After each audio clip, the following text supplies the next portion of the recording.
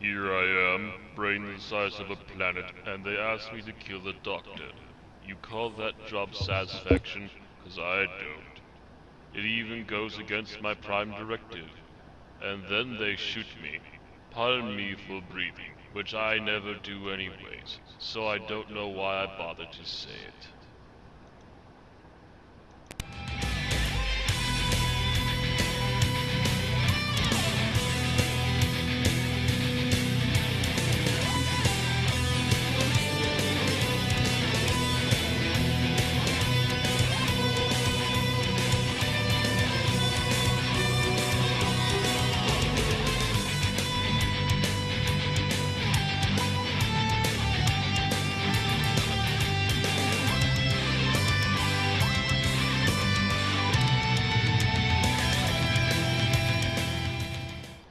Okay.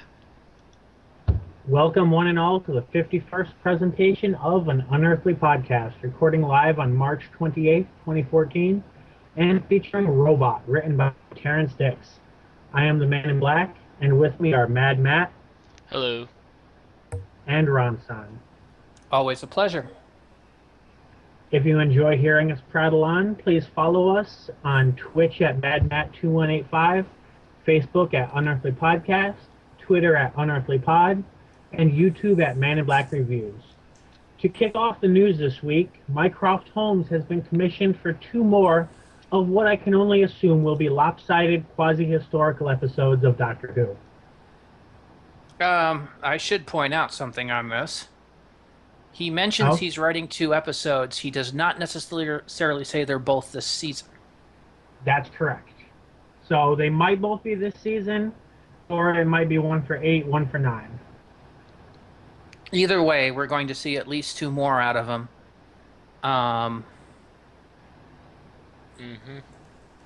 Gaddis is not a particularly bad writer, but he's not a particularly good one. He's very middle of the road so far. He's very middle of the road. He's like the poor man's Moffat. But Moffat was good. No. I mean, Moffat's also middle of the road. Moffat's also been middle of the road, but Gaddis tends to be a notch or 2 below Moffat in the quality of his work. He doesn't take the risks to be as bad as Moffat, but he doesn't take the risks to be as good as Moffat, I'd say. At the same time, though, a lot of Gaddis's villains tend to suffer from a lack of character development. They seem to suffer from "I'm evil because I'm evil," and that really bothers the hell out of me. I mean, you know the Sontarans are evil because they want the planet Earth as a strategic base between X and Y during further war with the Rutans. Daleks are evil because they're genetically designed to be evil by Davros. Cybermen are evil because they've had all the emotions removed, but all of Gaddis's villains are just, haha, I'm evil. Deal with it. I'm a little surprised this article doesn't include a list of his previous works. Like, I know some of them, but I couldn't just bring up a list of all of them. At the same time, Gaddis also wrote Adventure in Space and Time, which is brilliant. So he knows how to do... But even there, the characterization was a bit shallow for the supporting cast, and that's been something that's been criticized even by people. People who most people like it, but can also notice that certain people definitely could have had a lot more gone into them, but they were essentially sidelined for the main cast. Did you just want his Doctor Who writing credits? That's what, yeah. Okay, so he's written The Unquiet Dead, 2005. The Idiot's Lantern, 2006. I forgot about that one, but that's true, yeah. The Victory of the Daleks, 2010, which I think we just touted a couple of weeks ago as being the rip-off of Power of the Daleks. Night Terrors from 2011. And then Cold War and the Crimson Horror from last year. And those are really good. Cold War was Cold War was one part really good and one part really, really mediocre because it succeeded in the alien-like menace that the the Ice Warrior had, but it also was trying to build itself as a 80s Cold War submarine drama a la The Hunt for Red October, and in that it completely and totally failed. It just failed to get any of that tension in there. And the Crimson Horror and Night Terrors were the ones I was thinking of, where the villains had really no justification to be bad. In particular, the Crimson Horror with the Madam, whatever the hell her name was, that owned the location. Yeah, They that never one was really... they never gave any motivation for why she was trying to bring down society. Only that she was a stupid old hag and that she had some alien attached to her. Yeah, there was no reason. They never gave Ergo. reason. Why I know yeah, that, they you know what I they didn't never. realize was that. Hmm. Sorry, I didn't mean to talk over you. But yeah, I was just agreeing with Matt. There's no reason that she agreed to have the alien attached or anything. It was just, I don't like people. I'm like, really? Not. I mean, even with the snowmen, they kind of gave the guy a miserable childhood for him to turn into a complete and total dick. But they didn't even so much as do that with Crimson Horror. What I didn't realize, we were talking about, we were talking a bit about the Probe series by the BBV last week. Apparently, he wrote a good deal of them. Mm. Yep. Zero Imperative, The Devil of Winterborn, Unnatural Selection, Ghosts of Winter. That's almost all of them. Yeah, I figured it would be, but I thought some of them had Auton in the title. In which case, yeah, that was a separate series, though. That was a separate series that was based off of Probe. Kind of a spin-off of Probe. Yeah. Gotcha. Okay. So interesting. Let's see. What else has he done? He, of course, did a few episodes of Sherlock.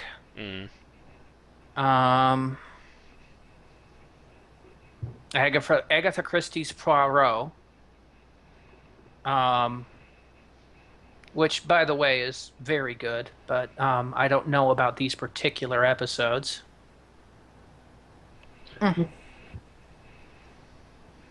He played a character named Mr. Barusa in an officially licensed sketch. I have to see what that's about. Where did he play that? Apparently, it was called The Pitch of Fear, which is apparently a comedy sketch parodying classic Who. Then it was probably officially licensed. So I'm trying to figure out who made this. I don't know if this was made by the BBC or what. I don't even know where you see that. On his TARDIS data core entry. Right above the series. I'm just looking at his Wikipedia page, so. Yeah.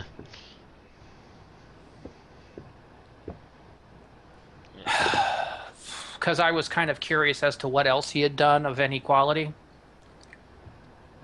I need to stop clicking links. I have some sort of malware or something in my computer that is really having a problem when I click links.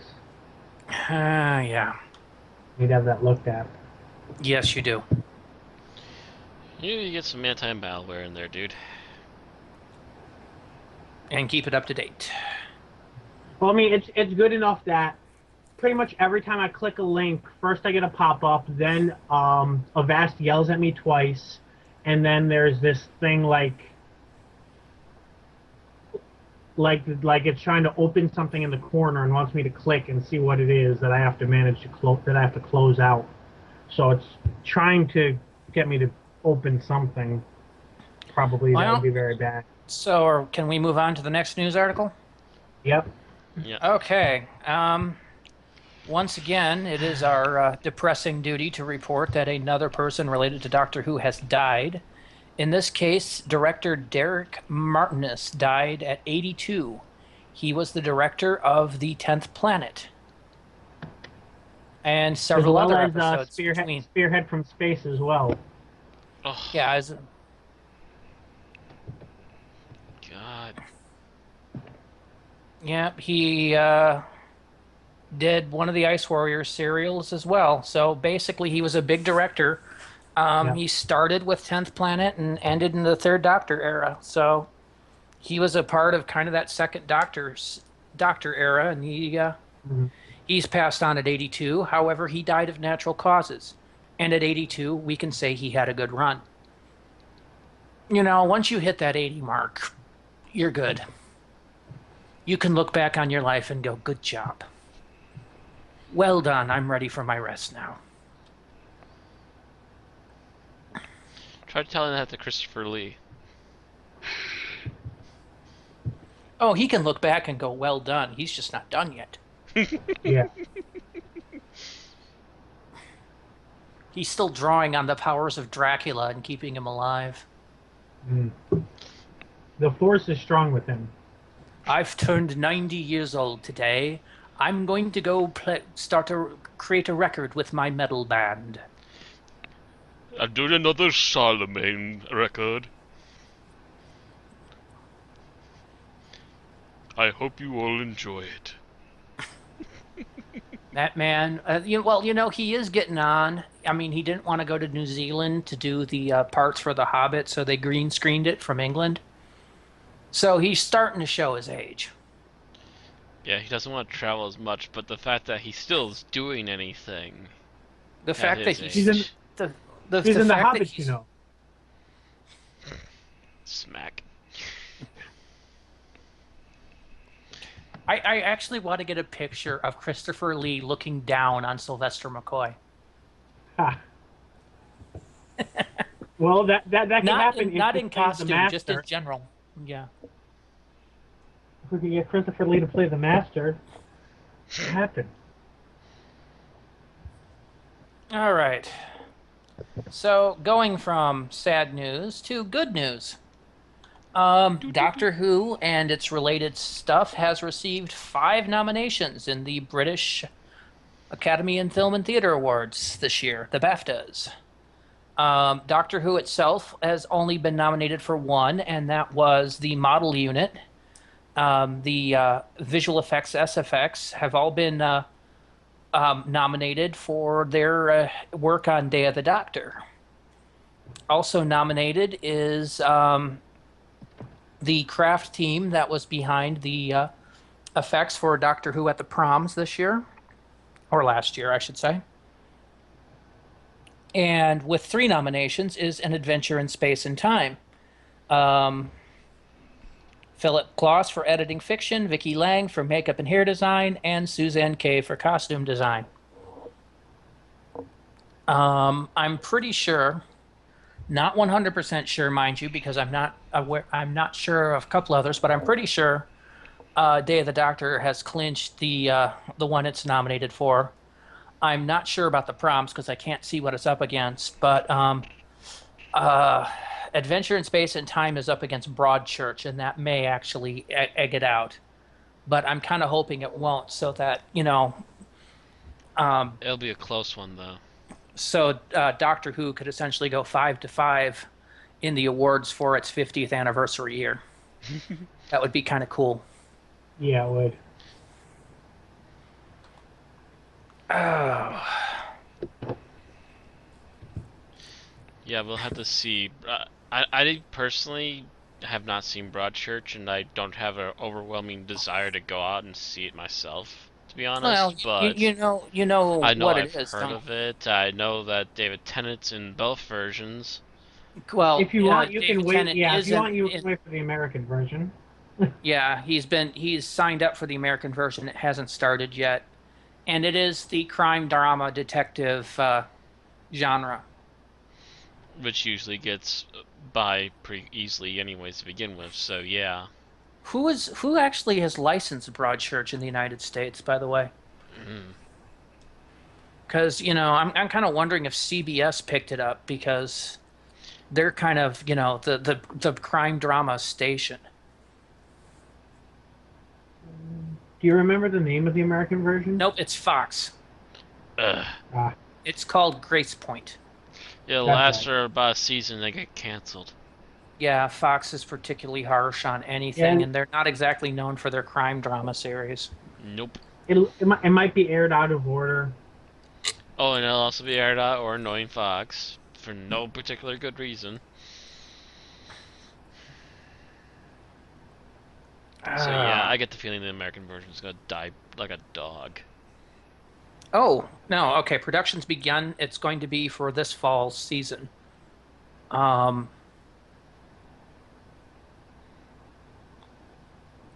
I don't know if it's going to be the same continuity, like, the main character from Broadchurch has been transferred to the United States or something. I don't know.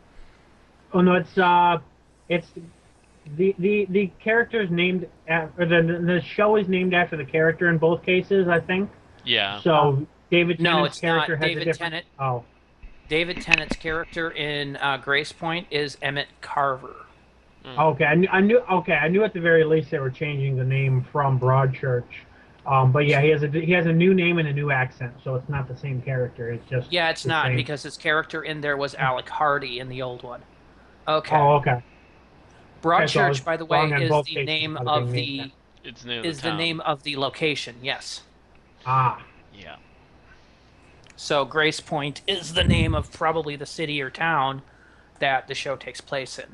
so it'd be like naming Torchwood Cardiff or naming Russell T Davies Doctor Who London.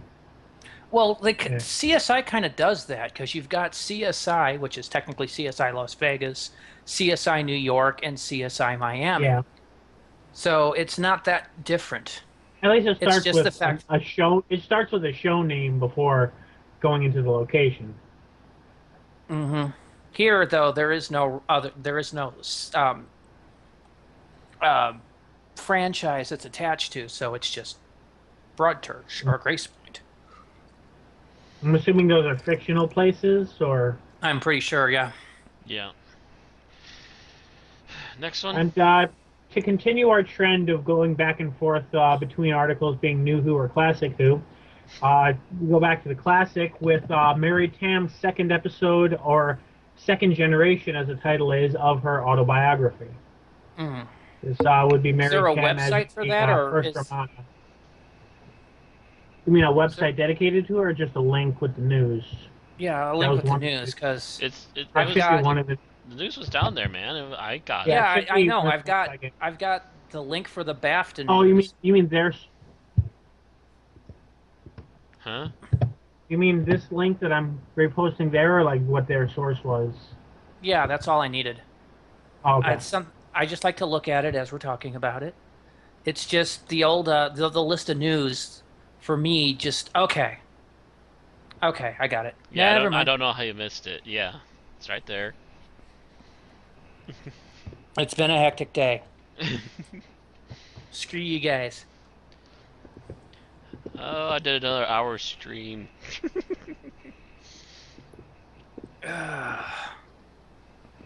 It's already getting about 4 views an episode. Okay. Been up a few hours. Looks like the name comes from the fact that this is largely about Tam's daughter, or at least her life after the birth of her daughter, something to that effect. Okay, so her first biography basically recounted the story of her life up until about halfway through her season in Doctor Who. And then this picks up where the first one left off with her last 3 stories and then their subsequent life beforehand. And it was written before her death.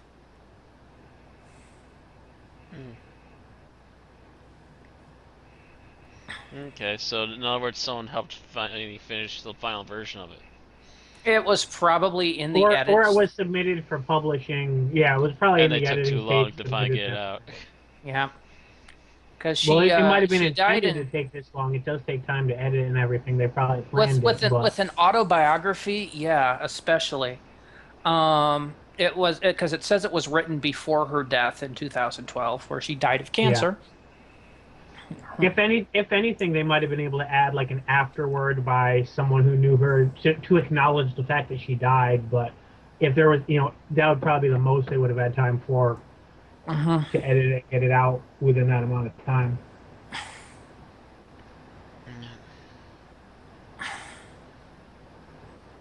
Yep. Alrighty. So she's got that book out, even though she's been long gone for a while now. Yep. And then finally, our last news article. Big Finish Productions is pleased to announce they have signed Matthew Waterhouse to return as Adric, to act alongside Peter Davidson, Janet Fielding, and Sarah Sutton for a reunion of the original Fifth Doctor cast.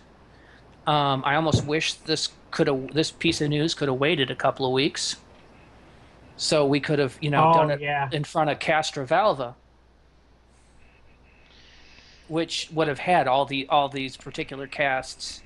So this is kind of nice, because this was the good days for, well, I don't know if you'd call it the good days for Adric, because it's still a lot of Adric being a whiny bitch or getting the wrong idea. Still, he was a little less looked down upon at this point, I think. A little bit. I don't know. I liked him better with Tom, but apparently Matthew Waterhouse didn't like going along with Tom.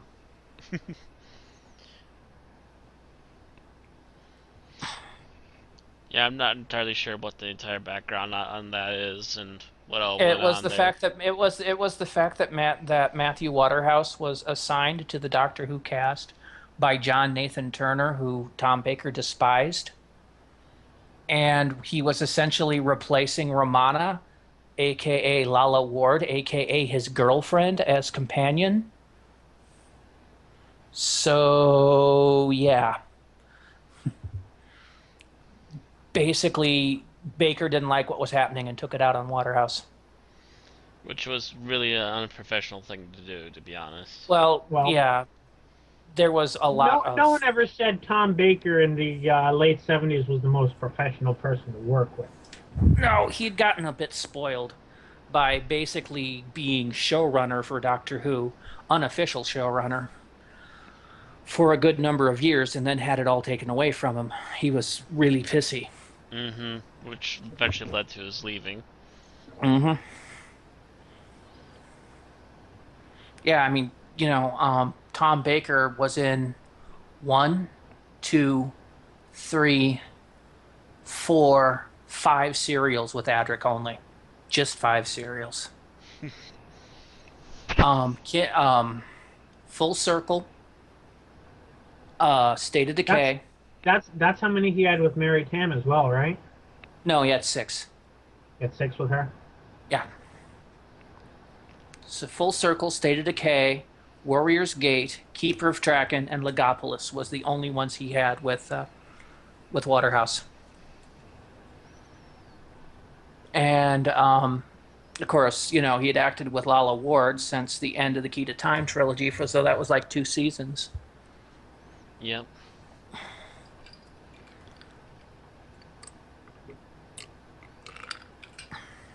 But still, this is good news coming back, because especially with Janet Fielding enjoying her time with Big Finish, and I have not met an actor that's worked for Big Finish that hasn't enjoyed the work. Mm-hmm. Now, one thing I'm curious, is he going to be another one who has a remarkably youthful voice returning to the role? I don't know. I have not heard Matthew Waterhouse's voice. Yeah, I haven't heard him in a long time either. I know Matt has recently, Matthew Waterhouse, I should say, has recently had a resurge in his loyalty to the Doctor Who franchise. He was in attendance at the after party in the Hall of Companions. I get the feeling that Nick Briggs was just stalking through that party like, you haven't done anything with Big Finish yet. Sign this dotted line. Come on, Matt. Come on. You know you want to. Come on. They might have had it. He Just might your have phone number.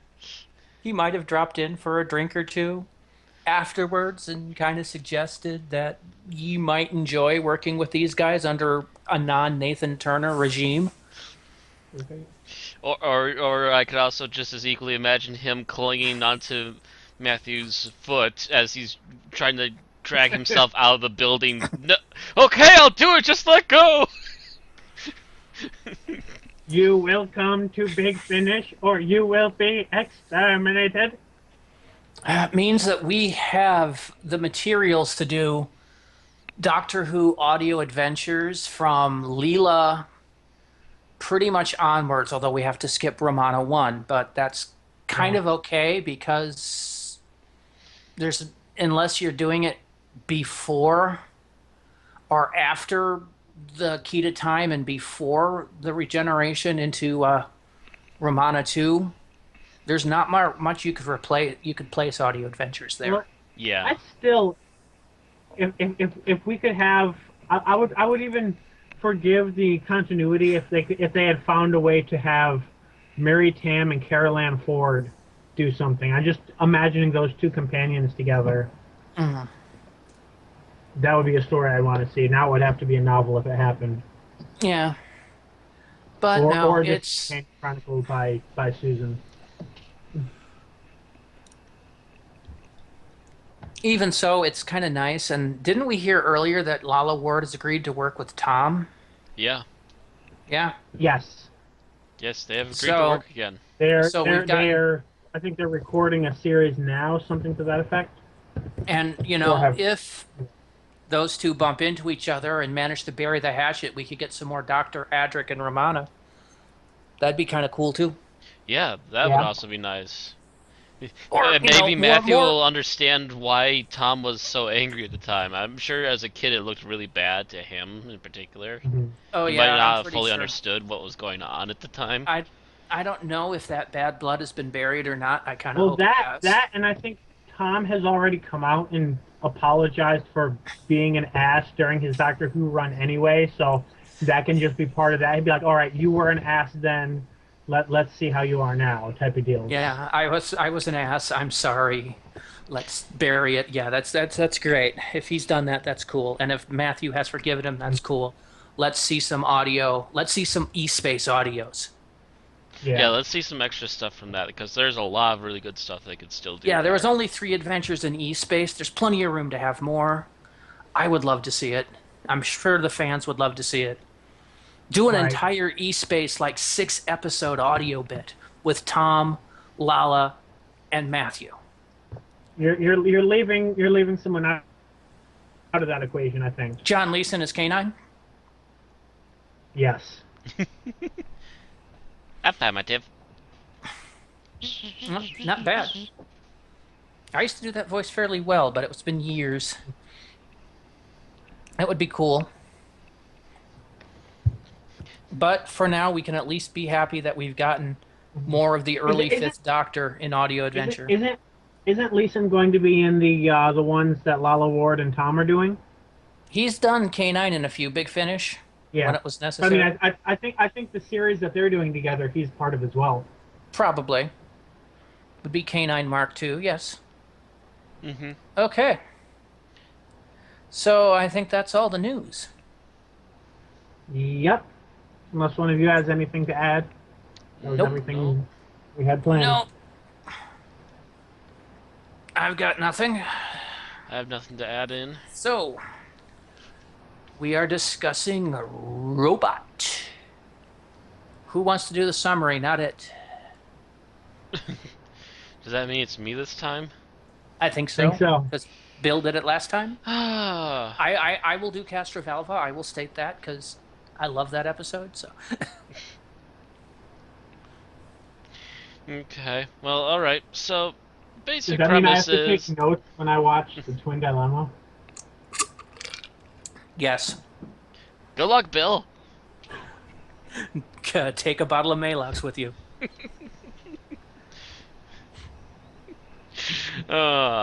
So, Robot picked pretty much within at least a couple hours of the end of the Third Doctor's era, which was spiders.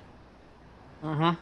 And the Fourth Doctor, as he is trying to sneak off, is obviously not the Doctor that we were used to as... Well, first of all, he's trying to sneak off without anyone noticing. And second of all, he's a bit hyper. To be fair, last time he regenerated, the first thing he tried to do was sneak off in the TARDIS. Well, one of the many things he tried to do, yes. But not quite like this, and not quite as directly or as quickly. Because we literally get no downtime for the Fourth Doctor as he's already trying to run off. He is confronted by one of the doctors, I believe, at the unit base. I forget exactly I what. believe the Yeah, only I think it was Harry Sullivan. Yeah. yes, Yeah, it's I forget. Doctor. It's Doctor Sullivan, who Yeah, also known as Harry Sullivan, who would later become a companion. yeah. I forget what exactly Harry was, but I believing he was a doctor. So yeah, He was a medic. He was a naval medic.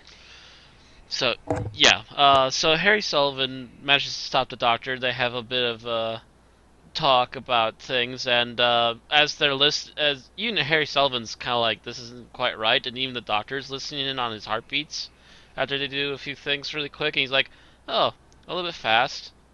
Well, regeneration's not always the kindest thing. It takes a little time getting used to, and then all of a sudden he turns around and sees himself in the mirror, and he's kind of spooked by it for a moment or two. Speaking Um, curl. yeah, the teeth and curls. But he quite enjoys the nose. Um, I believe he lists it as a definite improvement, yep. Yes. and that says something considering Tom Baker's nose. Well, when you look back at Pertwee, he had quite the long nose, to be honest.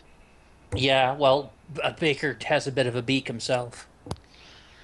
But so before too long, we get a side story where something seems to be constantly breaking into military facilities and running off with secret mechanical objects, different little parts and pieces.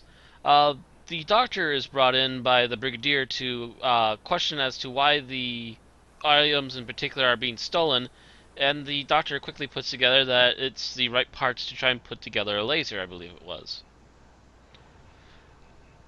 And some sort of weapon, as I recall. For sure.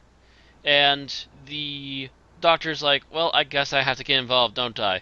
Runs off into the TARDIS and comes out at least 5 different times in the most ridiculous outfits, as apparently this doctor is still regenerating and doesn't understand the word subtle quite yet. Finally, he does come Did out. he Does he ever? ever? Yeah. Thank you. He knew subtle enough. Sure, he was crazed, but he wasn't completely trying to run off in a barbarian get up or walk out as a street Viking. performer. It was a Viking and a clown. Yeah. But yeah, he doesn't quite do that ever again. Although that would make an interesting doctor, one that was dressed up as a clown, as a circus Well, clown. I would. you mean the sixth wasn't? Oh.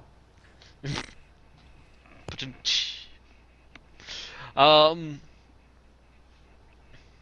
So afterwards, the Doctor finally does come out of the TARDIS in his usual extremely large scarf, his fedora hat, and jacket, and they finally decide to have a look at what's been going on and have a look at the most recent robbery scene.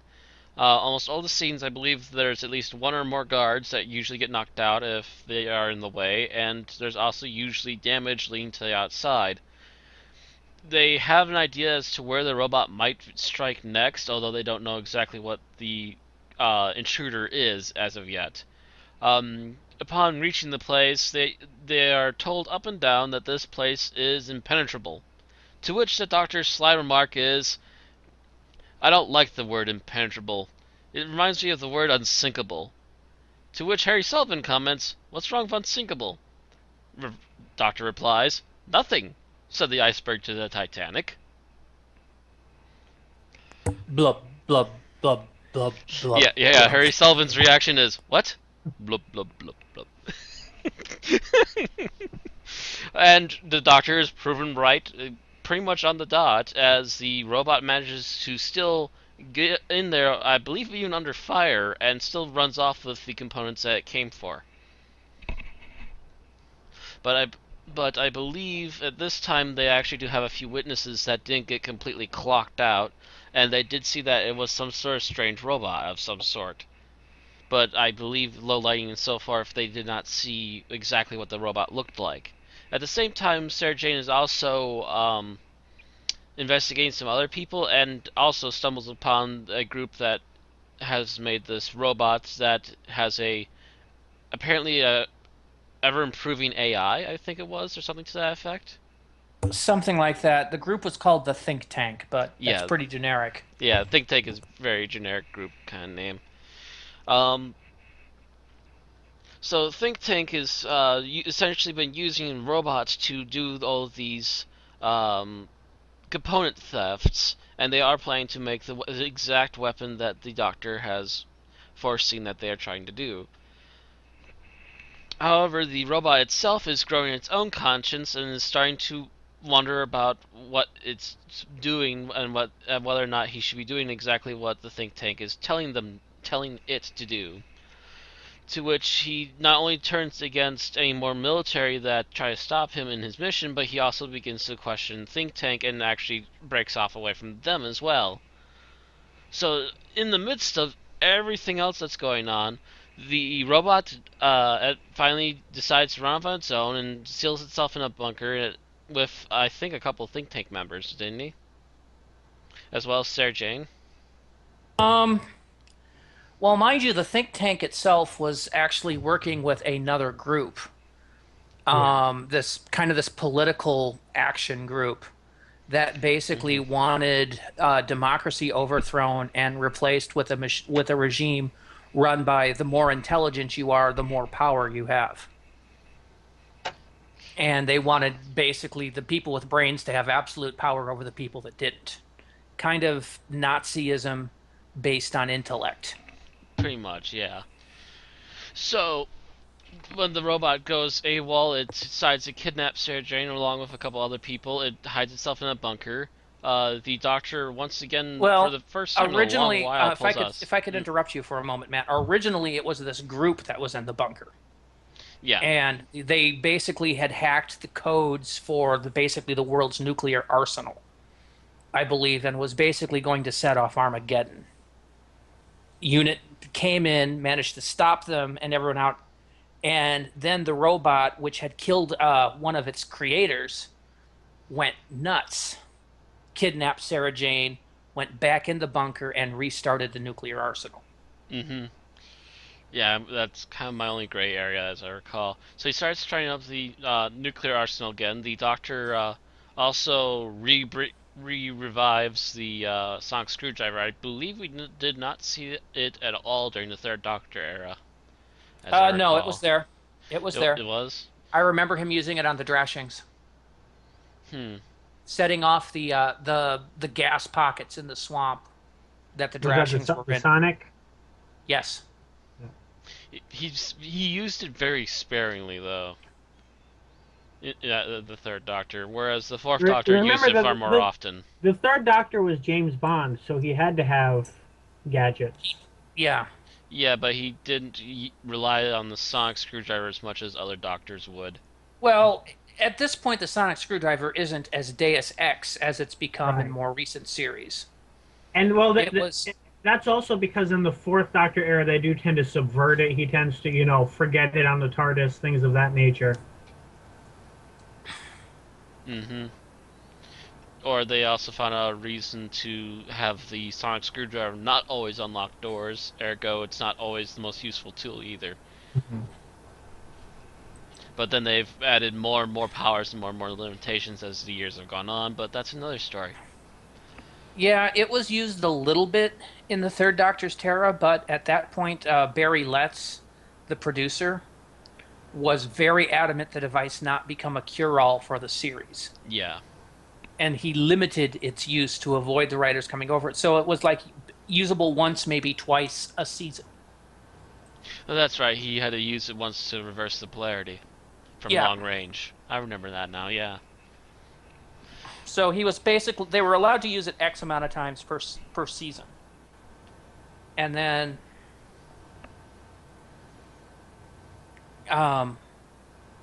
and then that was it. You couldn't use it for the rest of the season. Yeah. And actually, then Philip Hinchcliffe, during this era, further reduced its use. Exceptions included Robot, which was this one, which was Barry Letts' final production. Yeah. So they finally get back in. I believe they stopped the nukes in time, but the robot is still going on a rampage. The robot then, I forget the explanation, but if I'm not mistaken, the explanation is, as usual, very silly. Manages to make itself grow bigger. They mentioned it was made of a living metal that grows over time, and then Unit tried to shoot it with a disintegrator ray, which it basically just converted into raw energy for the growth process. AKA Which turned it more into silly. In other words, make my monster grow. If only we had the Sentai dogs, they could save us. Haha, I broke a hamster. No, I'm fine. Keep going. I just had to move. No, I heard a light cackling laugh. I think that was from Bill. That was me. You did not break me. Continue. So already, so the Doctor, as usual, has to be the one that comes up with the ingenious plan, and what he comes up with is a chemical that, when splashed on metal, will instantly make it start to rust and decay and destroy itself. So that's pretty much the only way you're going to stop the quote-unquote living metal of robot. They managed... that metal was based off the notes of the guy that invented the living metal stuff. So, or the the formula. chemical, yeah. So they managed to splash the green screened robot and managed to make it turn into kind of a goldish, bronzish brown color, and it falls over, shrinks, and dies. And they also get, I believe, they get Sarah Jane off the building tops, I believe. Somewhere in there. Because Robot tried to pull a King Kong.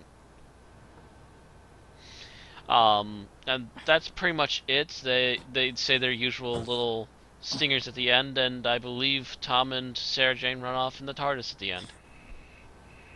Okay. Well, this one, unlike its predecessors, Spearhead from Space and Power of the Daleks, really didn't have as much to prove. Because the whole regeneration thing had been proven and reinforced already. So all they really had to do is sell Tom Baker as the new Doctor. Mm-hmm. And to do that, they pretty much just did a Doctor, pretty much a standard episode that they could have had with Pertwee, or that they could have had later with Tom, and just did it with Tom instead of Pertwee. Yeah. Mm-hmm. One of the things I did notice about this episode, which annoys me, is that Tom Baker comes off as a little too doctory in the beginning. He's almost Mary Sue Doctor in a way, because every answer he has is the right answer. Even though, the answer is fairly obvious, the military can't seem to figure it out. Like the whole figuring out it's a robot relatively quickly, and then figuring out that the robot was going to tunnel under the bunker to steal the stuff. Right. Kind of was... He seemed too smart. He was like Sherlock Holmes at that point. Also knowing exactly what they were playing with those components too, although that would be something you would almost expect the Doctor to know anyways. That's true. That is the first time we saw... Well... that is the first time we're seeing the Doctor to that scale, isn't it? Yes, it is. Like with the dandelions and everything. Like, mm-hmm. Yeah, like after this, that would pretty much become something you'd see as commonplace. But here, yeah. Well, even then, the Doctor will occasionally make a wrong assumption. He will misdiagnose something, or he'll have a plan like and it will blow up horribly in his face. Or and like the 11th hour, where or it'll be something like in the 11th hour where everything he might say everything right, but still, like, someone will surprise him because of the way, he thinks in a certain way that his enemies won't, or whatever. Yeah. it's something that's the Doctor's character is that he isn't perfect, Right. but he will always generally do the right thing. Um, just sometimes it's not quite right. Um, but that never gets him down. He picks himself up, dusts himself off, and tries again. Hmm. Um, See, it actually would have been brilliant if right after I forget which episode of this serial it was, but at one point he said something that, essentially, I'm, he's like, or he was like, if I'm right and I invariably am, that should have been the point where he made a wrong assumption. yeah, that would have been absolutely perfect for because he's getting too smug, Yes. and that's usually when Murphy will kick him in the ass. So it would have been nice to have him stumble a little bit more coming out of the gate before gaining his footing. I mean, yes, he had the eccentricism, but he came off as knowing too much too quick. And really, the only thing that sold it was the fact that you're dealing with Tom Baker. Hmm. Right. And he He pretty also finished much, cooking after about 10 minutes. yeah. Yeah, he definitely rebounded a lot faster than the previous Well, doctors. well, Once he shook technically, the Brigadier's hand, he was set. technically, there's a little bit more into it than that. But you would have to watch later seasons to figure it out. Because apparently, one of the times he was in the TARDIS, he did actually take off. Oh, yes, yes, true. Because you find out later when you watch Face of Evil that it was during this period that he went off and tried to repair the computer for the tribe that eventually would become Leela's people Right. and wound up giving it a Yeah. split personality. And the other Still, like if you're personality doing was his. if you're doing as we're doing and only watching the first and last episodes of each Doctor, as we're doing right now, what it's basically going to look at is, wow, this regeneration went remarkably smooth, Well, like ridiculously smooth. massive regeneration trauma wasn't really a thing yet. No, mean, but It I was mean, the first to second took half a serial to really cement a personality. Same with second to third, kind of. Whereas here, once he makes eye contact with the Brigadier, he's pretty much the fourth Doctor as we're going to know him for the next 7 years. yeah. I'm still think he was a little too smug for that, but yeah, pretty much. Tom Baker knew that he had to play the Doctor as himself. Hmm. Um, and he pretty much pulled that right out of the gate. The thing is, Tom Baker himself is a truly bizarre person. And I'm not meaning that as a complaint because he's a wonderfully bizarre person. Yes, he's wonderfully eccentric. Yes. And that's why Verity Lambert apparently really liked him, because it more matched what they were kind of trying to sort of do with the first Doctor. Yeah, Only he it was. took it to the 10th level. Well, yeah, and it was a great contrast to the third Doctor, who was a real down to earth kind of Doctor. Yeah, all of a sudden have He was- crazy Yeah. teeth and curls. Yeah, and then you suddenly have this guy who is just I mean, out there. He had his flamboyant capes and his alien arrogantness, but beyond that, he was pretty much Down to earth, man of the Down to people earth, yeah. kind of Doctor. I was And- trying to find a different way to say the same thing, and I failed. Yeah, I had to think of a couple of analogies. Down to earth, man of the people. Yeah, really kind of the blue collar Doctor in a way. But then we have him change into this guy who is just odd enough that he's giving you a feeling that he's not quite human. You know? Right.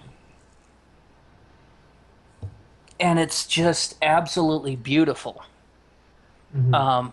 And it's what carried him for 7 years is that level of oddness and his offbeat humor and everything. And you start to see it all form quickly in this episode.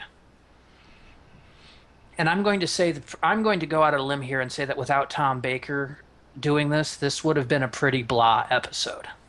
Probably, yeah. I mean, this is pretty much your standard fare that of what you would see in season. What was 11 was the previous season, right? I think so. No, it wasn't Yeah. 11. It was 14, I think. Because season 11 was Pertwee's first. No. No, 10th 7 anniversary was his Pertwee's second. first. Yeah. Yeah. 10th anniversary was was the season with Joe and the TARDIS. Then we had Sarah Jane and the TARDIS would have been 11. Because you had 1, 2, and 3 with Hartnell. Hartnell. Yeah. 4, 5, and 6 with Troughton. 7, 8, 9, 10. Actually, this should be season 11, technically speaking. No, Pertwee had 4 seasons, so yeah, 7, 8, Yeah. 9. Wait, 7, 8, 9, 10. Oh yeah, so this would be 11 then. Why does it not sound right to me? No, this will be season 12. Oh, or did Pertwee have 6, 5, and that's what? 7, 8, 9, 10. No. Yeah, I could swear it's 12. There's something Yeah, wrong there. I feel like this is the premiere of season 12. No. Pertwee had 5 seasons. Okay, 7, that's 8, what it was. 9, yeah. 10, and 11. Okay, I thought he only had 4. So yes, this is season 12. So Yeah. you were correct. The previous like- season 11. Right. Yeah. So this is pretty much, I mean, in tone, in visual quality, in writing, it's a season 11 episode starring the season 12 stars, pretty much. Well, at that point, they didn't really have much to work with. Probably when they were Well, writing this, they didn't even know who was going to be in it. I say that, but it's also the last episode with Benton as a major character as well. Yeah, and it's the last episode of the Barry Letts era.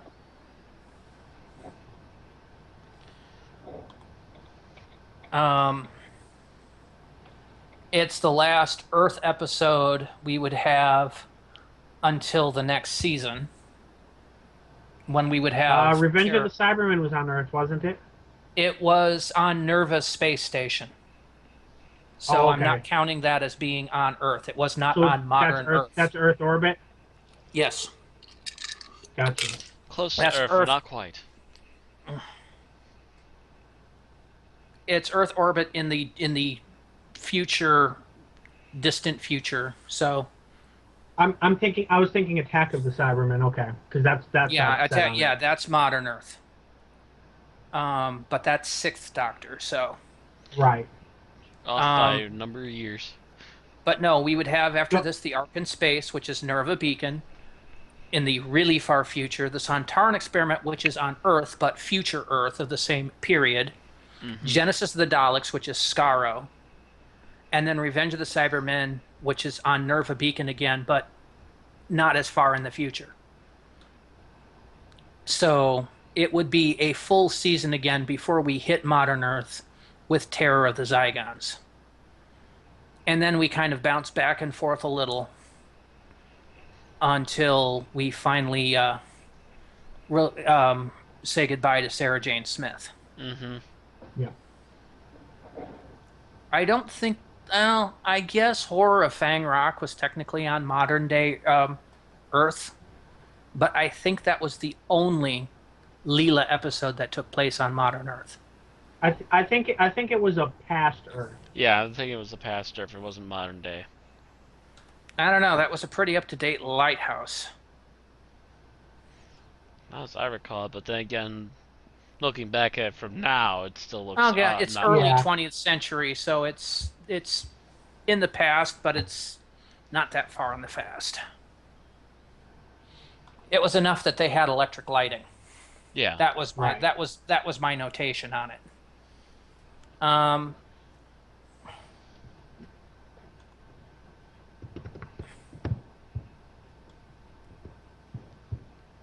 Image of the Fendel, I think, took place on modern Earth.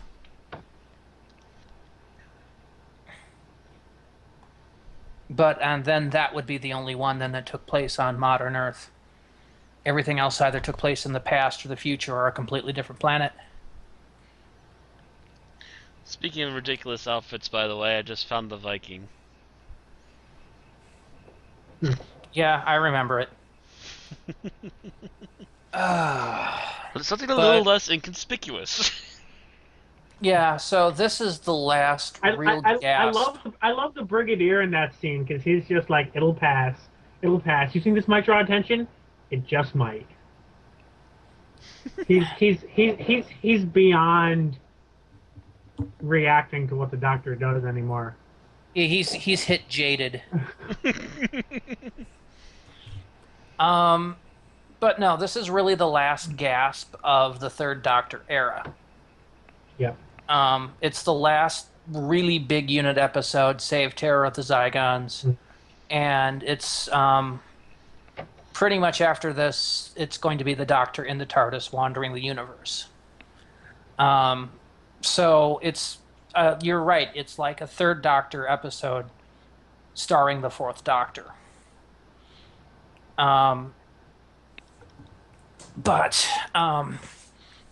if this had been a Pertwee episode, like I said, it would have been very bland. It would have been like, okay, that happened, move on. You know what? I kind of wonder if that was intentional now. Like if they took something that would have just been your run-of-the-mill Pertwee episode that would have had nothing special going for it other than being an episode of Doctor Who, and then added in this contrasting actor who, you know, well, actually, it was probably written before they had any idea how the Doctor was going to act, so that might be... that's part of it, too, is I idea. think they wrote an episode that any actor could be sandwiched into. Mm-hmm.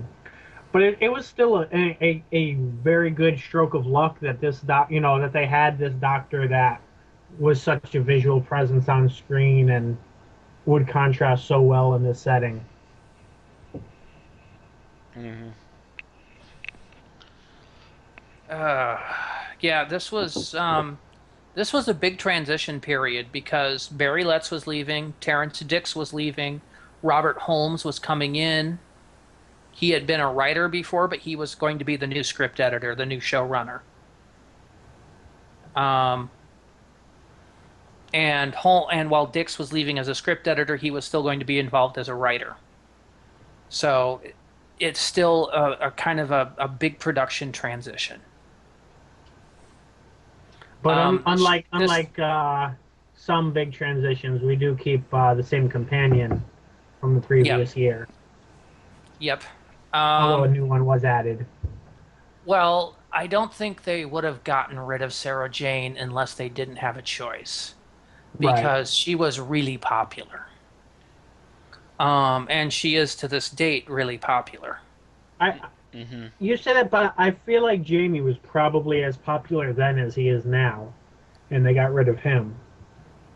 Yeah, but I think he was wanting to leave. Gotcha. There's a difference when the actor wanted to leave. Cause, Jamie. That's right, because he probably was leaving with Troutman and everything. Right.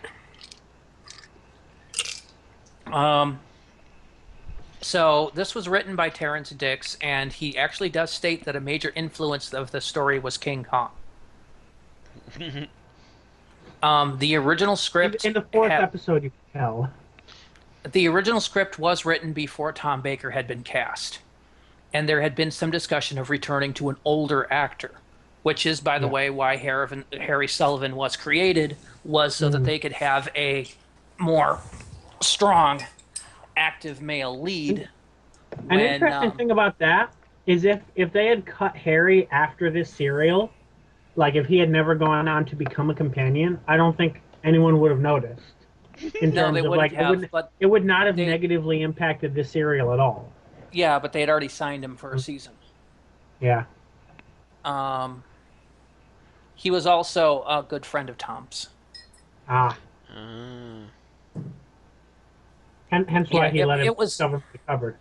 Yep, it was already known at this point that Pertwee would be leaving, but they didn't know who was going to be the new fourth. Excuse me.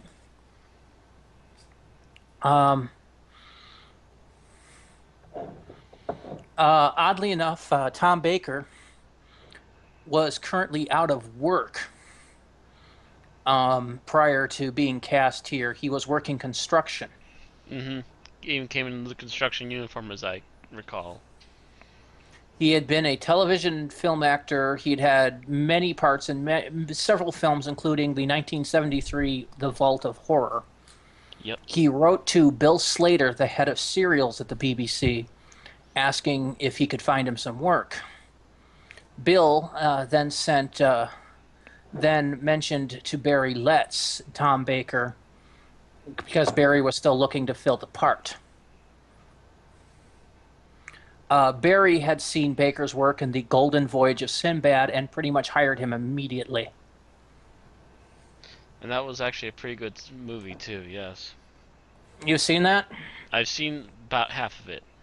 I need to do that sometime. I've seen the later half of it, and yeah, Ray Harryhausen movies never disappoint. Yeah, they already knew Sarah Jane would continue, as halfway through the last season, she had already signed on for another season. So she was a non-issue. This would make her second season as a companion. Mm-hmm. Nicholas Courtney and John Levine were on per episode contracts, not per season contracts.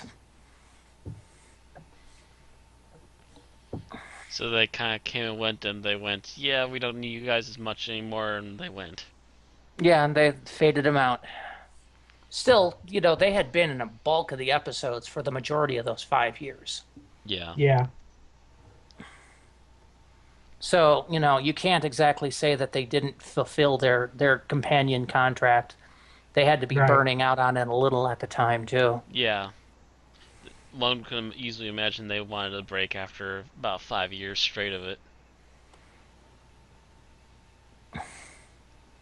Although they also had one of the better acting jobs at the time, because they would do on-set stuff, and then they 50% of the time they'd be out in real places and getting to watch explosions and stuff. This, by the way, is the first Doctor Who episode to have its location material shot entirely on OB videotape, as opposed to the usual BBC practice of shooting studio interiors on videotape and location exteriors on film. And this was due because of the amount of blue screening they had to do with the robot. Speaking of the blue screening in this episode. That is probably. I mean, I haven't seen that many Fourth Doctor episodes with a lot of blue screen, but even compared to the Third Doctor, some of the blue screening in this has got to be some of the worst. I didn't actually notice it that much. I don't know. I looked at it and I was like, oh god, that's definitely Third Doctor era blue screen. When when K1 picks up Sarah Jane. There's that. Oh, there's God. the fact that you can see through half the robot at points. I mean, it's somewhat understandable at the budget and the time, but I can tell for sure that if you or I let some of that through on our videos, we'd be laughed off the internet. Yeah. And also the little toy tank. Well, you know that at this point, blue screening was still relatively new.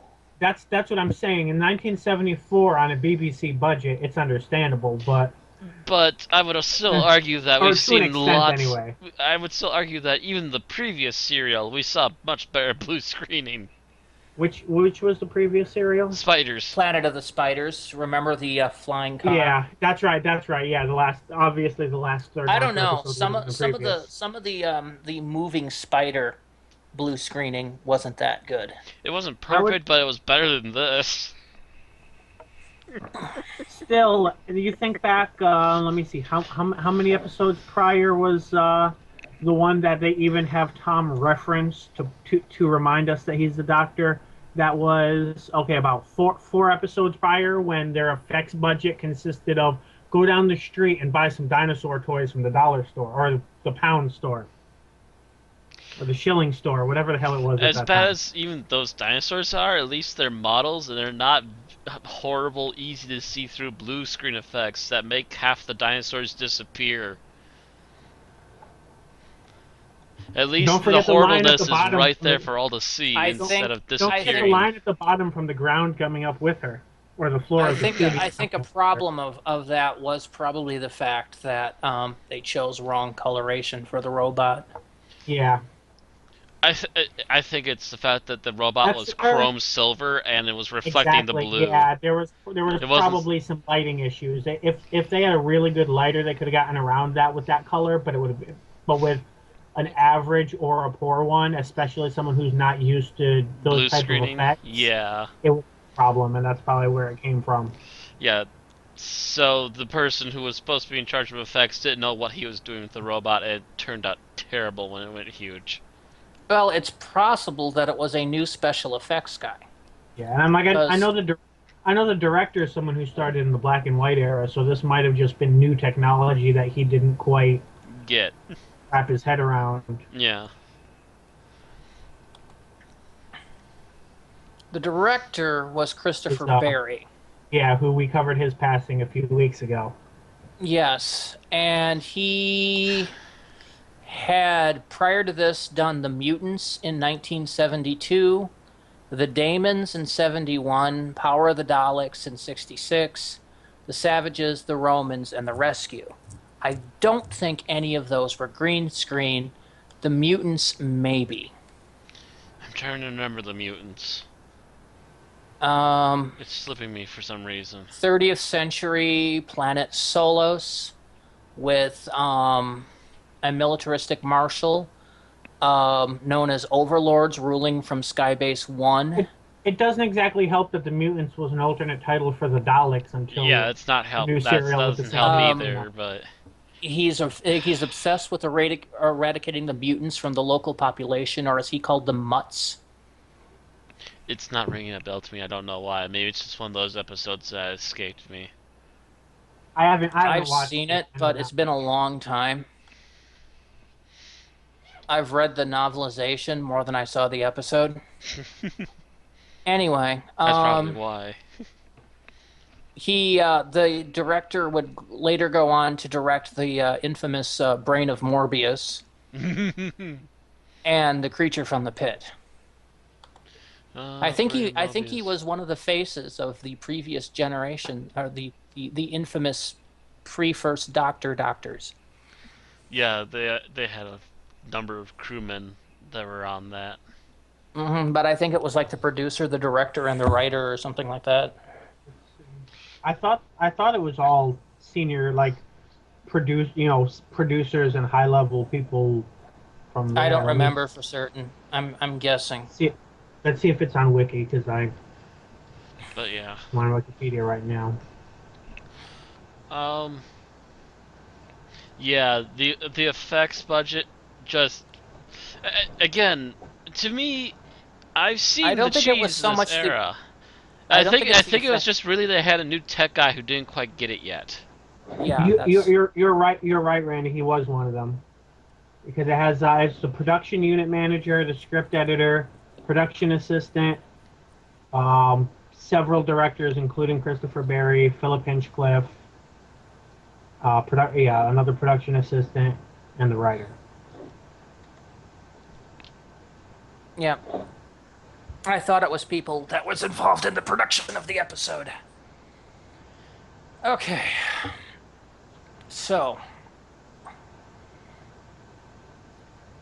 Yeah, the special effects, but I do believe it was a combination of costume designer and director, visual effects guy, not used to the technology or not communicating with each other, one or the other, possibly doing the chaos of the production transition.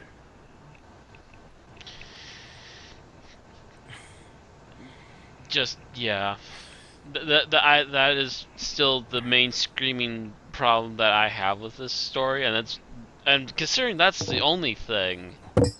Well, the story itself, like I said, is kind of relatively blah.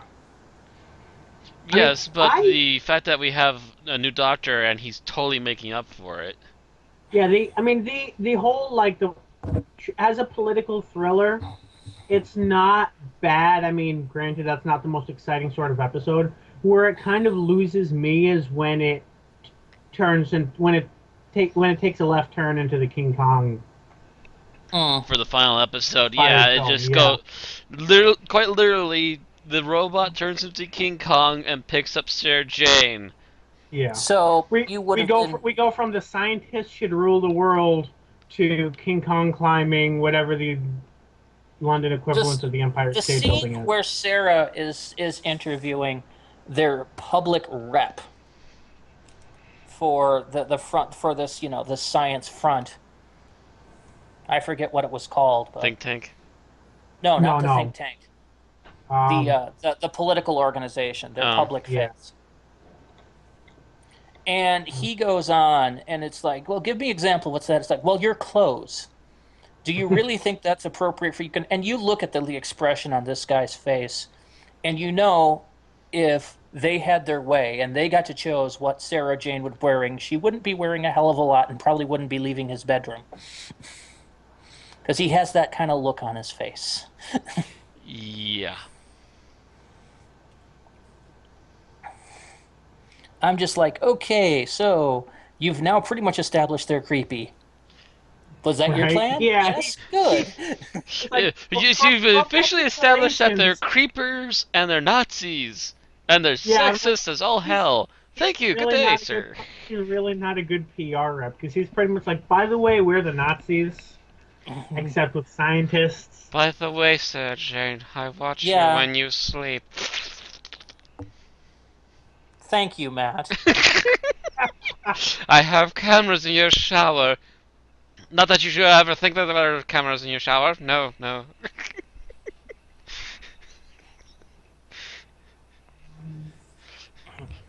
Just Sorry, stating, I'm just I'm stating that starting the to get guy Grand is. Theft Auto 5 flashbacks here.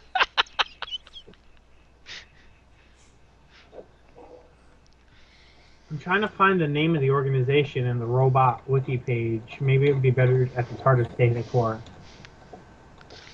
I'm making Randy's brain hurt, so I'm fine. No, you're not really.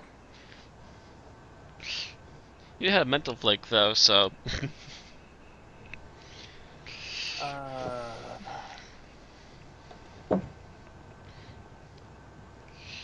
And all considering, the robot itself wasn't too bad. the Scientific Reform Society. There we go. Mm. And it is on the Wikipedia page. You just Is have to it? read the plot. I was skimming looking for capital letters pretty much, and I just missed it, I guess. Yeah, apparently. But yeah, the Scientific Reform Society, they want to basically replace all the political leaders with scientists. The CRS. No, Which, you SRS. really think about it, is a royally bad idea. Because how many scientists do you know that, yes, have an intelligence score of yes, but a wisdom score of not really? Well, see, that's the thing. Smart people always think that they should be the one in charge, and then when they actually are in charge, like, I really don't want this. No. You don't want smart, you want wise. And that's two different things. And we get none of them today. Honestly, you want a combination of both. You want smart enough, but as You want the wise if- person that surrounds himself with smart people who can answer his questions. if you, yeah, you really want the wise person that knows that is wise enough to listen to the smart people, but wise enough to make the proper decisions. Politics. Yeah, well, if you think about a lot of our political leaders, they have both low intelligence and wisdom scores.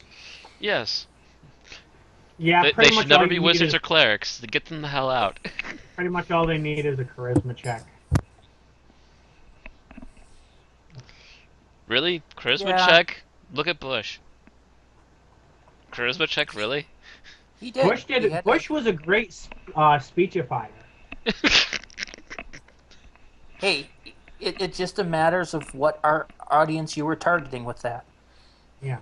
Bush had great charisma among rednecks. Can't fool me. Can't fool me What? again. Bush had great speeches when it came to rallying people to back up war and such. To do stupid things. Yeah. Asa intelligence. But somebody once said that the person that's best suited to rule is the person not seeking it. And Yeah. unfortunately, our method of our system of government pretty much guarantees that those people will not be in power. No, because then you'd have some guy in a hut that is kept secret and only visited every so often to ask him questions. Boy, you can really tell what you've been reading now, can't you? Yeah, pretty much. I'm glad you took our advice and actually read Adams. I mean, that's like a geek mandatory reading. Which reminds me, I should finish my other half of the Bible someday. Seriously, I have Hitchhiker's How Guide and the far are you hardcover now, Bill? Bible. I'm on the planet Cricket. Okay. I'm past that. I'm like, I Okay. don't know how Yeah. far. I don't know how far in book 3 I am off the top of my But head. you're probably about 2/3 to 3/4 of the way through book 3. I will tell you right now that book 4 is a lot lighter read than book 3. I'd hope so. In book 3, the happiest thing that happened is they don't die at the beginning.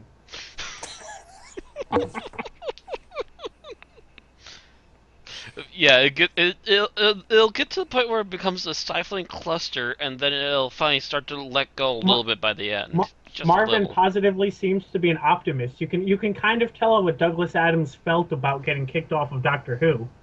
Yeah. But no, book 4 is a lot lighter, and then book 5 is like wrist slitting time. Which is why they had to write a book 6 too. Yeah. Which is why they took the cliff notes and finally made book 6. Yes.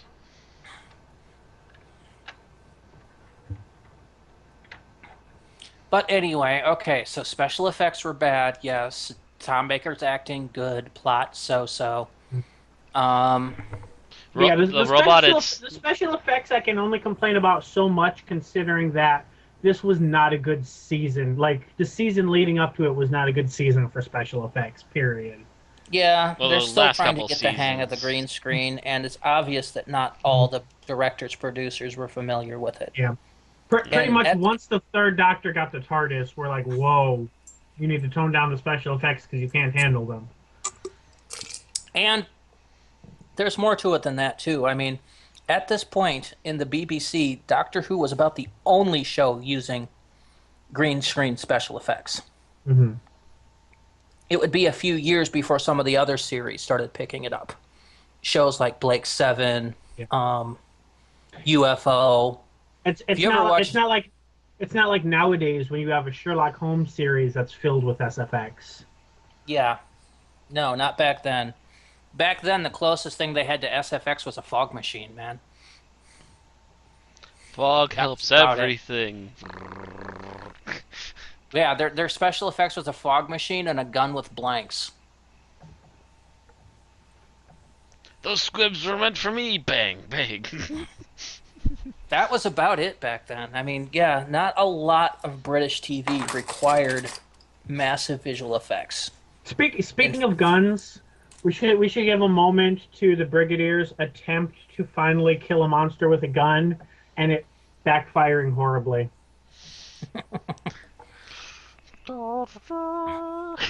Yeah, he wouldn't manage to successfully kill a bad guy with a gun until Battlefield.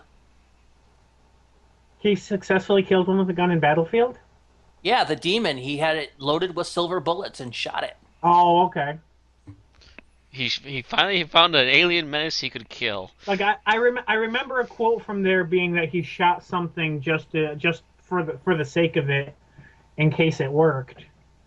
I didn't remember it actually working. Yeah, but no. Later on, there's a kind of a singular duel between the monster and the Brigadier, and he kind of whips out the silver bullets that the Doctor recommended earlier, shoots it, and the monster explodes, and the Doctor freaks out because he thought the Brigadier died in the explosion. Yeah, the Brigadier doesn't have a scientific enough mind to understand why silver bullets are probably a bad idea in combat.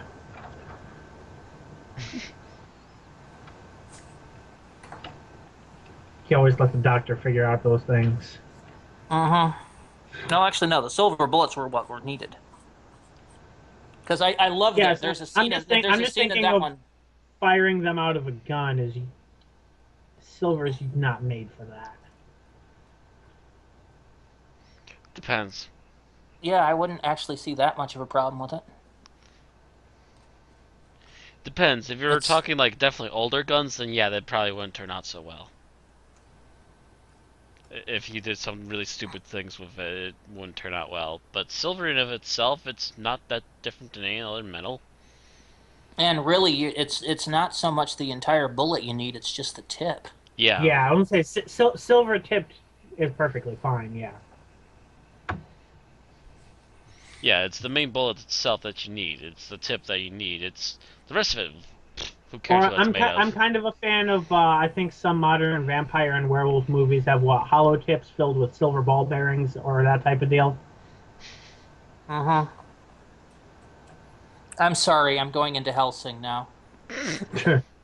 A silver claws from Manchester Cathedral was melted down to make the tips of these explosive tipped rounds. Vampiric overkill. See, you went to Helsing. I went to Blade. I See have now, not watched Blade in forever. Neither have I, but I still yeah, went there. I couldn't remember if that was from Blade or Underworld. I haven't seen Underworld in forever either. Yeah. If number 5 ever comes out, I'll marathon them again. Mm. Anyway, we are not talking about that. We are talking about Doctor Who. True. And I had a segue to bring us back to Doctor Who, but I can't remember what it was. Hence the pause. I had something. I forgot. Oh well.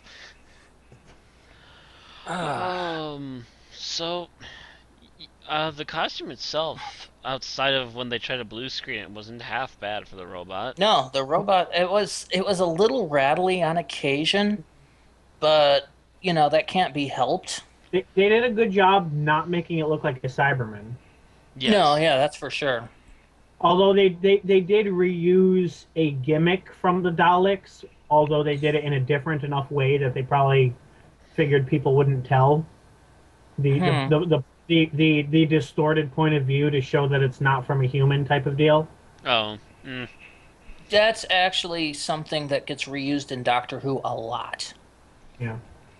It's something It's that's actually. it's a staple of Although sci-fi period, to be honest. I Yeah, had it actually deserves to be its own yeah. trope, really. I had to laugh when he picked up like this piece of paper with top secret written in marker across it. I think it was an envelope. Yeah, you think that the BBC could have at least, um, invested in a stamp. Because if it was a stamp, I could see it. This especially being the 70s. Yeah. Top secret, confidential, Speaking of the restricted. 70s, did they have giant cell phones in the 70s? I thought that was an 80s thing. No, they had giant cell phones in the 70s. Ah, It was usually restricted to military use. Yeah. yeah. Which is what we see it used in here, so Mm-hmm. Yes. that fits regardless of which unit dating scheme you're going with. Yeah, Yep. they'd actually had those giant cell phones, I think since Vietnam. Late Vietnam. So that would have been at least a good couple of years before this. Yeah. I'm surprised the BBC could get a hold of them, although they might have been fakes. They might Yeah. have been fakes. They could have also been leftover props from a Vietnam movie or a Vietnam TV series. You never know. They reuse stuff like that a lot. I know that they sucked at that point. Um, Well, the Doctor sonicked the Brigadiers, so it was able to get clear reception. First mobile cell phone was demonstrated by Motorola in '73. So that would have been during the Third Doctor's era. And this would have been, Mm-hmm. what, 74? Yeah, 74, 74. 75. Somewhere in there. 75. It was December of 74 to January of 75, so exactly on that line. Mm-hmm. So, yeah, I don't know if they actually got used in Vietnam or not, but I know the military were the only ones that could afford them back then. And you really kind of, they didn't have the range and service that they have today, of course. You would have a base unit with a broadcast tower. Mm-hmm. But the actual first cell phone network was not launched until '79, where it was launched in Japan. It wasn't until the early to mid 1980s that the first generation cell phone network was built in the United States. And Oh, of by course, the way, we're we're on the talking... fourth generation now. Right. We were talking about the outfits earlier. Can you imagine if we had a doctor essentially dressed as the Burger King throughout his run? Because that was one of the outfits. Yeah, he did come out in a king outfit. It was more, I don't know if it was a king or more of like, the Jack, the knave kind of thing. Yeah. I thought King, and then when the TARDIS Data Core describes it as a royal outfit. Yeah, either way is some sort of over-the-top royalty-looking outfit. Mm-hmm.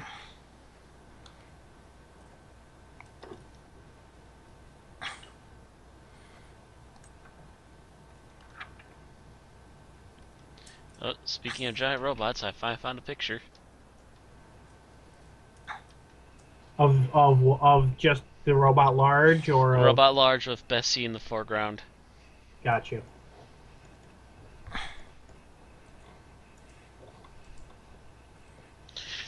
One of the shots where you can see buildings a little bit treeage, the giant robot in the middle, and Bessie in the lower left-hand side.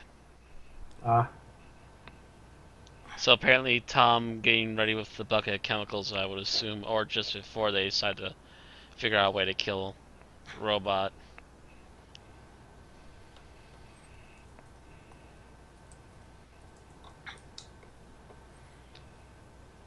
So,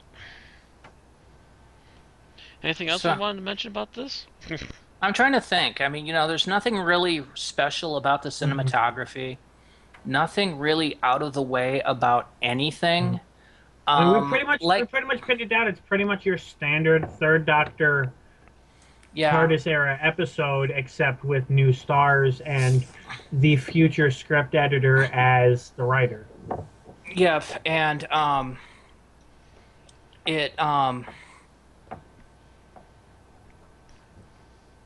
curious. And of do you course, think Tom Baker just kind of nailed the role coming out of the door? I'm kind of wondering, even in this episode, how much Tom would look at the script and say, "I'm saying this instead." Not quite yet. I don't think it would take. You don't think there was any of it? There might have been little touches of it. There always are. Yeah.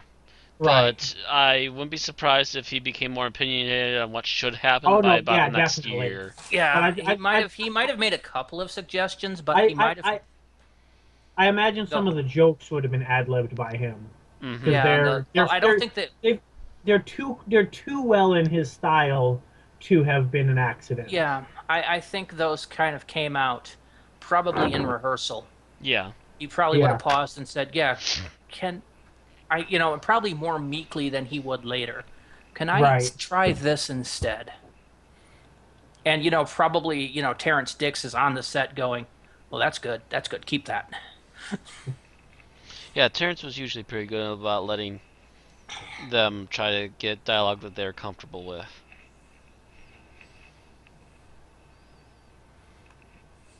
But yeah, there's really not too much to say about this episode. It's fairly straightforward. I'm To be honest, I'm not that impressed by it. Yeah. The only thing that really It's better shines than the in it, Tribe of Gum as an opening serial for a doctor. that's true. And really, it's Tom Baker gets a chance to shine. And like I said, I'm a little disappointed in how over the top, know it all the Doctor is in the very beginning, Right. where he's answering all the right answers and doing it with this smile. Mind you, it's the Tom Baker smile. It's just, that manic, almost Adams Family-ish look. Also, this episode was the Doctor Who origin of a mannerism that we've recently seen on the show, which was him tapping his nose to refer to knowing something. Mm-hmm. Yeah, that's kind of a Tom Baker mannerism, really. Right. It's just so much of Tom went into the Doctor over those Yeah. 7 years that came out as being a Doctor mannerism. But I mean, like watching Day of the Doctor without having watched any Fourth Doctor recently, it seemed kind of random and weird. But watching this, it, in conjunction Suddenly, with that, kind of feels like, hey, that it's pretty much a statement that this is yeah, a version of the Fourth Doctor. yes. Or it's the Doctor regenerated into a later version of his fourth form. As he said, Right. trying on some old favorites, but only the really, really favorites. Which pissed off some of his other faces. Oh, I can imagine 10 going, "Oi!" Well, six was rather vocal about that. Really. When is Colin Baker not vocal about something? When is the Sixth Doctor basically, not trying to get his troll face on? yeah, when is he not trolling people? He might as well just parade through Doctor Who conventions going la la la la. Don't give him the idea.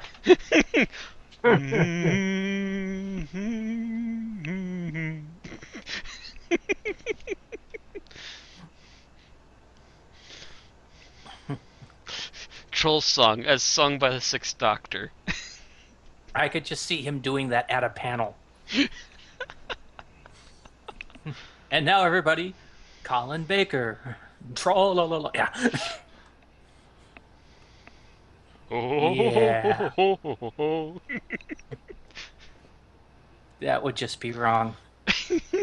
Because, he would do it for an entire hour. Sure. And people would love him for it.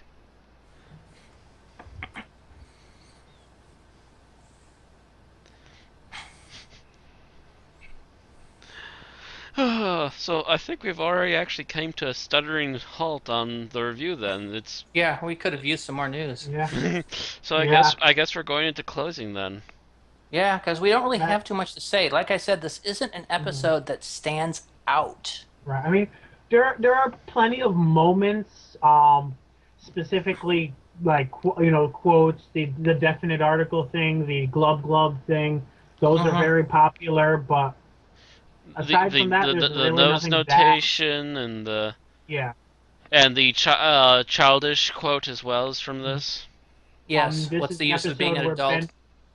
I actually Right. quote that quote on many an occasion. Which it which is in one and of itself is a redo of a Third Doctor quote. You keep saying Yes, that, but no, he Tom did Baker his own pulls version. it off so much better. Yeah, he does. He also very much altered it, and his, to be honest, is much more memorable for some reason. That's just something in the way Tom Baker says. That is the thing. I mean, we said that Tom Baker came out. The thing that's not said is that man has charisma.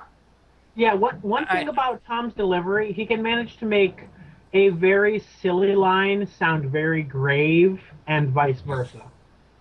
Depending on how he does it, he has this. He. I don't know if he still is, but he was a man with this amazing charisma. I mean, you want to use D&D stats, he at least had a 16. And it wasn't appearance, it was just presence. Yeah. Right. He had an aura about him as he said stuff that he just gravitated towards this guy. He could take any scene and own it. Um, it's a good thing he didn't stay in the priesthood because that man was built to act. And this was pretty much the ultimate role for him, Mm-hmm. the doctor, because it allowed him to be himself without, really holding anything back. And I can see, after seeing this, why he stayed for 7 years. Is because Because even with a bad meh story, he was loving every minute of it.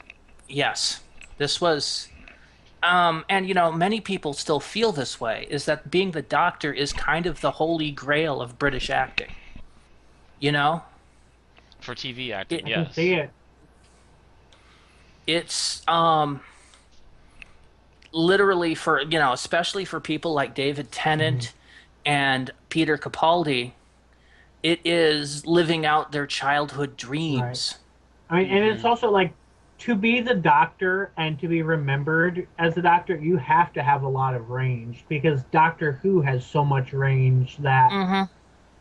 anybody It's one. in it is going to be forced to show their full range. Well, Yes. usually Matt Smith wasn't, but that was because of Moffat. No, Yeah. but if even he was able to, do the even Matt childish Smith. thing and do the really serious thing and do shades in between, he Yeah, could have really, done more with it probably. the But best Yeah. the best point we got to see his range, I think, was Nightmare in Silver, where he was dueling as the Doctor. Right. And what was it? Yeah, I But would I mean, take equal I mean, parts Nightmare in 'cause he- Silver and the 11th hour. 11th hour.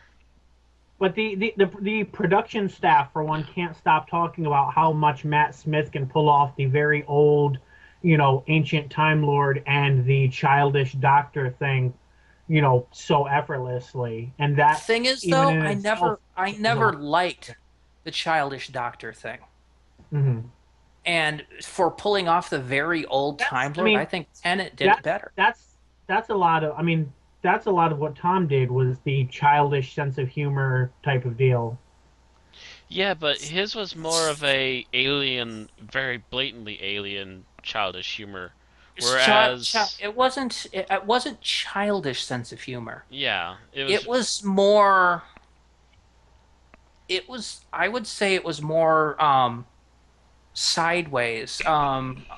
Nathan Turner called it sophomoric, but I don't think it was quite that either. It was definitely not just a child's sense of humor. It was. more of a haha adventure. Yeah, it appealed to everybody, young and old. Um, Whereas it appealed. It Matt appealed Smith to is sense very of humor. blatantly childish. Yeah, it was very, very much like 4-year-old on a temper tantrum, childish at times. But the Doctor was, or the Fourth Doctor was always, he was closer. I mean, when Adams was scriptwriter, Tom and Doug just fed off each other in a bizarre way that worked, Mm-hmm. because they both have that same offbeat sense of humor. I wish I could see those two at work together. Like, if they had worked in the age of DVD commentaries and everything else, I would have loved to see those two together. Have a doing commentary something. session like for City of Death or something. Yeah. If it had happened. Yeah, it would have been nice. Or just like a behind the scenes video of them like on the set coming up with lines or something. Mm-hmm. Because both of them had that offbeat sense of humor, that almost Pythonish sense of humor. Yeah. It was Python, but not quite Python, Yeah. But it was hit Python that with the level. It was Python when it was also still trying to play things off serious. It just knew it's good times to have fun, and it's good Mhm. times to be serious about things. Yes, but it also knew Although the times. I think Tom's is a bit more upbeat than Adams. Yeah, and Python. I mean, Python itself had a lot of jibes at British society in the 60s and 70s. By the way, since we talk about Python so much, I've seen exactly one Monty Python item, and that's obviously their most famous production. So what should I watch to continue that to Watch learn Monty more? Python's Flying Circus. Flying Okay. Circus. You gotta watch it. If I lived anywhere near you, Bill, I'd walk over to your house right now and throw my box set through your window at you. Yeah, watch the series Flying Circus because that's what started it all. Yes. And Okay. that was the level of offbeat humor. But the thing is, the Python humor is more juvenile than the Doctor's humor, but it's still that sideways way of thinking of things. Yes. And that's what made it so special. It kind of lampshaded things and took it on its head. But it did so in a very clever way. I mean, Tom Baker's Doctor. Mm-hmm. Monty Python lampshaded things and put it on its head, but it wasn't always clever. Sometimes they'd go for the cheap joke. That's But not satire. That's crazy madcap humor. yeah, exactly. But really, if you've seen, Bill, if you've ever watched Saturday Night Live or anything like that, really a lot of sketch comedy pretty much evolved from Monty Python. So it's another must see. Usually you can find those. I don't know if your library actually has videotapes or DVDs that you can check out. But They have if so, DVDs. Although not I as would big of a see DVD library as I'd like. see if they do have the Monty Python because I know A&E released an entire set of it. VHS and DVD. Yes. Yeah. Even if you just get a couple of seasons, it will give you the idea. But you'll be missing some very famous sketches. The Dead Parrot sketch, the Ministry of Silly Walks, the Philosopher's sketch, the Lumberjack song. There's a ton of Monty Python skits that are just famous. And it's just good to watch. Some of it is a little hard to understand unless you know British society a little more, but the rest of it's just good fun. If I want to take it disc by disc, it's all on Netflix, but not on streaming. That would work too. Otherwise, I would also suggest looking YouTube and Dailymotion. If nothing else, they at least have clips of the popular stuff. Yeah, YouTube has some too. I've occasionally watched some on there. Mm-hmm. They definitely have the full Dead Parrot sketch. Yep. But yeah, it's a good thing to know because, especially if you're getting into Douglas Adams, is the fact that Douglas Adams was working with Monty Python in their later years. It shows.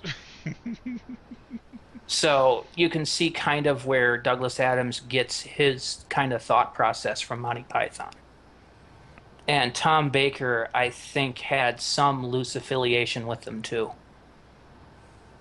Well, the fact that the Pythons also appeared during a couple of the episodes of Doctor Who. Yeah, but I think he might have gone to college with them or known somebody who went to college with them or something like that. I think there's some background there. But I could be wrong there. Either way, yes, it's well, because it was Douglas Adams that got John Cleese on for the that little routine in City of Death. Because yeah, Adams knew them personally because he'd worked with them. And the fact that it is here means that it shouldn't. They go into the TARDIS and it goes away. Absolutely brilliant. Oh yeah, John Cleese is a talent. Pretty much, there wasn't anybody that wasn't on Monty Python that was a talent. Even Eric Idle, although he is a little bit of the Ringo of the group at times, mostly due to the limitation of his very thick accent. But Eric's hilarious. oh yeah, he's hilarious. I don't know how much he wrote though. I'm not sure about as the writing opposed either, to but he definitely did a lot of like the Chapman acting. and Cleese. I'm Yeah. not. Yeah, I'm not sure about the writing itself, but he definitely did a lot of the acting, and he would even read out the jokes against himself. Yeah. As I recall, he had to read out a line that said, Oh yeah, mind all you, the I people who love. made this show are a bunch of people from broken homes, especially Eric." Yeah, well, I know. Yeah, I love Eric Idle. I love all the Pythons. Um, I was just not sure how much he was involved creatively. And didn't he make his own movies? I thought. Which one of the Pythons made his No, own? no, that's Terry Gilliam. No, That that's was the guy Terry. that. Yeah. Yeah, yeah. Which Eric Idle was featured in Terry Gilliam's movies, but yeah, Yes, frequently. and I think Terry Jones did some too. Mm-hmm. Um, because really it was the Pythons were Graham, John, Eric, and the Terrys, and then Carol Cleveland whenever they needed a female. Mm-hmm. The unofficial other Python. Hmm. She's always there. So, yeah, I would say that would be mandatory watching for you. Well, we've got about 15 minutes left now. So, yeah, Yep. final thoughts? Pad out Python talk. So, final thoughts. Usually I have to go first anyway, so I might as well go. Plot, but Tom Baker totally makes up for it. If you can watch it without laughing too hard at the effects, it's still I would rate it as very much an okay story. It'll start quickly picking up steam right after this, so at the very least, it's a decent introduction. Um, Going for point values right away then. No, just Just thoughts at this final point. thoughts. Um, the effects are much to be desired, but I think it was also this is the first time they were really doing it with these guys, and these guys needed to learn really fast, and they kind of botched it the first round. Um, Yeah, Again, yeah, leftover kind of story from the previous season, by the feel of it. It could have been better, but also if they would have done badly, it could have been so much worse. all right, Bill? A very very standard season 11 type of story. It's bolstered a bit by our new doctor, who is completely eccentric and surprising the audience. Can't really complain about the effects or anything because again, that's Doctor Who in this era. You'd have to treat be judging the entire era at that point. The biggest thing I can bring against it is the left turn in the fourth episode, going from this thriller idea that could potentially have something to say about politics or society, and instead changing its mind and becoming a giant monster story, which it doesn't really devote enough time to really make that effective. Yeah. Okay. Well, yeah, for me, the plot's fairly ho-hum. Very, very bland, middle of the road. Eh. I could take it or leave it. Which is a lot of what I have to say about the previous season. Um, the special effects are mediocre at best, but if you're dealing with a technology that's still relatively um, eclectic by BBC standards, so that's forgivable for me. Tom Baker is wonderful in this, but I feel his characterization was a little too over the top doctorish in the way that he, manages to solve everything by just looking at it. It's way too Sherlock Holmes than Doctor for me. Um, yeah. Okay, so points or stars. Matt. 3. It's just really middle of the road. It could have been a lot better, but it also could have fallen a lot worse. But as this interpretation comes out to me, it's just a middle of the road. I'm gonna say the same thing. The positives and the negatives pretty much balance each other out, landing it straight in 3 out of 5 territory. Okay. I myself am going to give it 3.5 out of 5, but that half point is only because of Tom Baker's acting. Yeah, I can allow that. Otherwise, yeah, this is pretty middle of the road blah. I would even say the special effects are middle of the road for the era. It's pretty much average, just with the one light that is Tom Baker, just coming into his own and shining for the first time, which is really the only reason to watch this episode, Pretty Yeah. much. other than being a completionist, of course. Mm-hmm. And this is the weakest of the productions Unless you're a this season. huge Harry Sullivan fan. Do they have those? There's a few of them out there. I don't know how many. Not a lot, but really, any other serial this season, even Revenge of the Cybermen, which is arguably the second weakest and the finale, largely because of the way the Cybermen are portrayed without any voice modulation and kind of a half-hearted attempt at them. Yeah, the 10-plus-year-old actors. costumes. Yeah, the really aged costumes, the lack of voice modulation, and the fact that the actors themselves didn't really throw 100% into it. Yeah, It but felt. even that is better than this episode. Yeah. And everything in between is just wonderful. The Ark in Space, the Sontaran Experiment, and Genesis of the Daleks are all really good episodes. Mm-hmm. So, yeah, I would 3.5 out of 5, which gives us 3.5, 6.5, or 9.5 divided by 3 is 3 1/6 stars on average. Anybody know what a 6? 3.15. There we go. Almost pi. Almost pie. Which makes me hungry. And on that bombshell.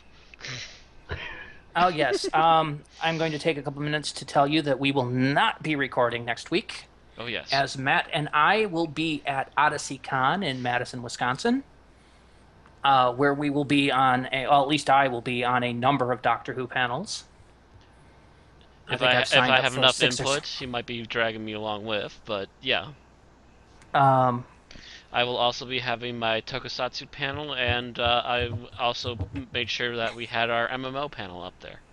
yep, and I've signed up for that one, though not as Tokusatsu one, because not my thing.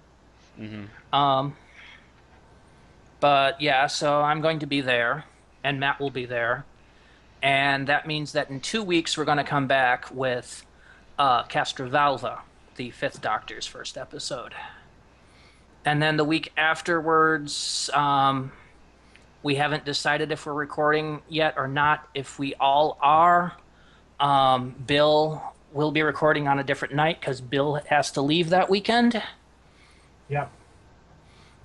If we do wind up recording at our usual time, I will guest host in Bill's place, but only if I can get a panel of 3. Yeah. If it's just Matt and me, we'll hold off for another week so Bill can be there and make sure that he personally feels all the horror that is the twin dilemma. You shall Afterwards, do the twin we'll dilemma, move on Bill. to Time and the Rani. Then we're doing Rose too. Yeah, we haven't done Rose Yep. yet, so we'll be doing Rose after that. Rose, the Christmas Invasion, and we've already done the 11th Hour, so Yeah. Mm-hmm. that'll finish off that series for us of beginnings. Afterwards, we'll probably take a break. Whether it's a break or a best of, we haven't decided yet. And we Right. also haven't figured out what we're going to be doing after that. Yeah, But we'll have it figured out by then. We still got at least a month ahead of us on stuff that we already have scheduled.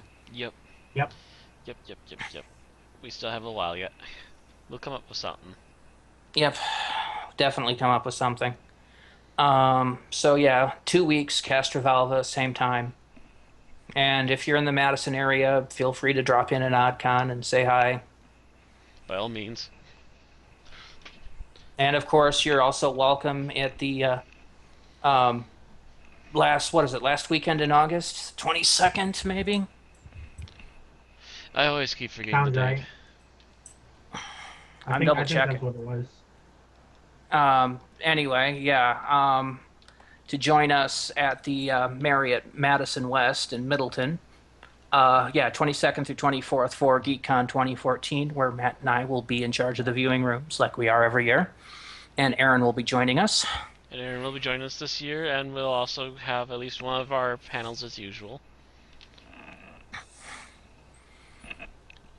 So, yeah. See you next time. See you all later. Good night.